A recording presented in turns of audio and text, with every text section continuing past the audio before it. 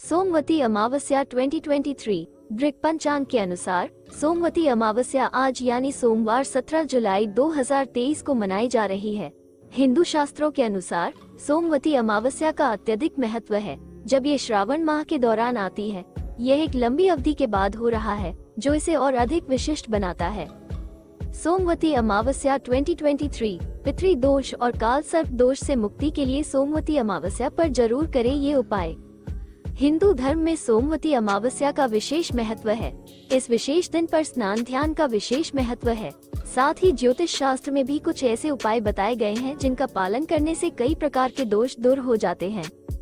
हिंदू धर्म में अमावस्या तिथि का विशेष महत्व है। इस दिन स्नान दान के साथ पितरों का तर्पण करना शुभ माना जाता है। वहीं ज्योतिष शास्त्र के अनुसार सोमवती अमावस्या के दिन कुछ उपाय करके पितृ दोष और काल सर्प दोष जैसी समस्याएं दूर हो जाते हैं। जानिए इन उपायों के बारे में।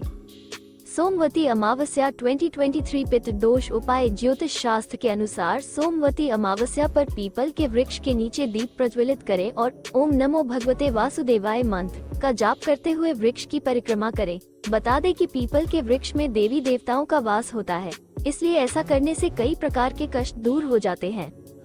पितृ दोष के अशुभ प्रभाव को दूर करने के लिए सोमवती अमावस्या पर दक्षिण दिशा में केसर मिला हुआ खीर रख दे और फिर पितरों को प्रणाम करें। साथ ही उनसे अनजाने में हुई गलती के लिए क्षमा मांगे। इस उपाय को करने से कई समस्याएं दूर हो जाती हैं। सोमवती अमावस्या 2023 काल सर्प दोष उपाय। ज्योतिष शास्त्र में बताया गया है कि जिस जातक की कुंडली में काल सर्प दोष है, उन्हें सोमवती अमावस्या के दिन भगवान शिव की पूजा करनी चाहिए। हो सके तो इस दिन विधिवत रुद्राभिषेक करें। ऐसा करने से भगवान शिव प्रसन्न होते हैं। साथ ही काल सर्प दोष के अशुभ प्रभाव कम हो जाता है। सोमवती अमावस्या की कथा सुनने मात्र से पूरी होत है सभी मनोरथ। बहुत वर्ष पहले की बात है। गरीब ब्राह्मण परिवार में पति पत्नी और उनकी एक पुत्री निवास करते थे। सारा परिवार प्रभु भक्ति में लीन रहता था। उनकी पुत्री सुंदर, संस्कारी और गुणवान थी। वो उसके लिए वर की तलाश कर रहे थे, किंतु निर्धन होने के कारण उसके विवाह में अड़चनें आ रही थी। प्रभु कृपा से उनके घर में एक महात्मा आए। उस कन्या की सेवा भावना से खुश होकर उन्होंने उसे आशीष दिया तो उस लड़की के पिता ने कहा, महात्मा जी, बहुत समय से हम अपनी लड़की के लिए वर की तलाश कर रहे हैं, मगर हमारी गरीबी की वजह से हर बार बात बनते बनते रह जाती है। कृपया बताएं कब हमारी बेटी के हाथ पीले होंगे। महात्मा जी ने उस लड़की का हाथ देखा और बोले, इस लड़की के हाथ में तो विवाह की रेखा ही नहीं है। लड़की के पिता बोले, माफ करना महात्मा जी, मैं आपके कहने का तात्पर्य नहीं समझ पाया। महात्मा जी ने कहा, इस लड़की के भाग्य में विवाह सुख नहीं है। महात्मा जी के मुख से ऐसे वचन सुनकर ब्राह्मण दंपति रोते रोते महात्मा जी के चरणों में गिर गए और उनसे इस समस्या का समाधान बताने के लिए विनती करने लगे। महात्मा जी ने उन्हें अपने चरणों से उठाया और बोले, पास के ही एक गांव में सोना नामक धोबिन जाति की एक पतिव्रता महिला अपने पति, बेटे और बहू के साथ निवास करती है, जो कि एक महान पतिव्रता स्त्री है। यदि आपकी लड़की उसे अपनी सेवा से प्रसन्न कर लेती है तो आशीष स्वरूप उससे उसकी मांग का सिंदूर ले ले, तभी इस लड़की का विवाह संभव है। ऐसा करने से इसे अमोघ सुहाग भाग की प्राप्ति भी होगी। मगर याद रहे, वो पतिव्रता महिला कहीं आती जाती नहीं है। महात्मा जी ब्राह्मण दंपति के घर से विदा हो गए। ब्राह्मणी ने अपनी लड़की को अगले दिन भोर फटते ही धोबिन की सेवा करने भेज दिया। लड़की पूरे दिल से सोना धोबिन के घर की साफ सफाई और अन्य सारे कार्य कर उनके उठने से पूर्व ही अपने घर लौट आती। ये क्रम बहुत दिन तक चलता रहा।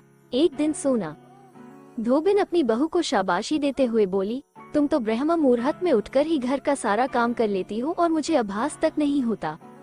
बहू बोली, नहीं माता जी, मैं तो सुबह देरी से उठती हूँ, मुझे लगा घर के सारे काम आप करती हैं। अगले दिन भोर फटते ही सास बहू उठकर घर के एक कोने में छिपकर निगरानी करने लगी कि कौन है जो ब्रह्म मुहूर्त में ही घर का सारा काम करके चला जाता है। अपने निर्धारित समय पर ब्राह्मण की बेटी आई और मुख से भजन करते करते घर का काम दिल से करने लगी। अपना काम पूरा होने पर जब वो जाने लगी तो सोना धोबिन ने उससे पूछा, तुम कौन हो बेटी और इस तरह छुपकर मेरे घर का काम क्यों करती हो? ब्राह्मण की लड़की ने उन्हें महात्मा के द्वारा कही गई सारी बात बताई। सोना धोबिन पतिव्रता होने के साथ साथ नेक दिल की थी। वो उस लड़की की मदद के लिए तैयार हो गई। उस दिन सोमवती अमावस्या थी। वो उस लड़की के साथ बिना अन्न जल ग्रहण किए उसके घर की ओर चल पड़ी। उसने सोचा रास्ते में कहीं पीपल का पेड़ मिलेगा तो उसे भंवरी देकर और उसकी परिक्रमा करके ही जल ग्रहण करेगी। लड़की के घर पहुंचकर धोबिन ने जैसे ही अपनी मांग से सिंदूर उस कन्या की मांग में लगाया तो उसके पति के प्राण पखेरु उड़ गए। उसे ज्ञात हो गया कि उसके पति इस दुनिया में नहीं रहे। वो ब्राह्मण परिवार से विदा लेकर चल पड़ी। रास्ते में पीपल का पेड़ देखकर उसने ईंट के टुकड़ों से 108 बार भंवरी देकर 108 बार पीपल के पेड़ की परिक्रमा की, तत्पश्चात जल ग्रहण किया। तभी उसके पति की मृत देह में प्राण लौट आए। सोमवती अमावस्या के दिन अपने मनोरथों की पूर्ति के लिए धोबी परिवार को भेंट इत्यादि देने का भी विधान है।